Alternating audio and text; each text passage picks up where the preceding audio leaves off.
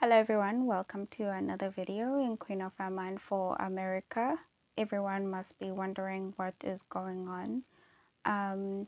If you can look at my face is symmetrical.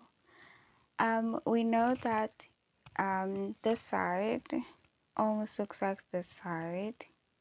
I can say it almost looks like it, but I think the general idea is that a face is symmetrical. Whether the other side is shorter than the other one or the other one is paralyzed than the other one, whatever might be going on with someone's face, the general idea is that a face is symmetrical. So there's an eye and an eye.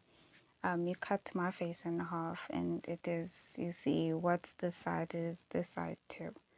So the whole idea of a chiasm is for us to be able to then determine if you cut a face in half, for example, what is happening on this side is going on this side, just by seeing the side. So if you understand that a person is only tested based on the light that they have. So the work now is that the right eye which is the Republicans, had the light first. America in 1798 became a country that stood on its own with a horn of republicanism. So they stand on Protestantism and republicanism, and those are the two horns that make America America. They are the lamp-like beast. So this right eye has been the eye that I understand to have concluded the cleanup in 2024. It is a right eye.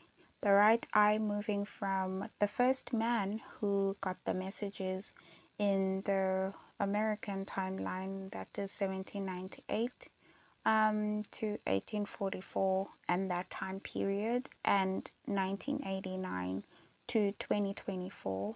So I want to assume that Jeff's movement was Republican, but I don't want to make that assumption entirely because there could have been Democrats there. And these tests that come to these binding off periods to cleanse these eyes, determine that they cleanse to the extent where a person doesn't have to say that they are Republican or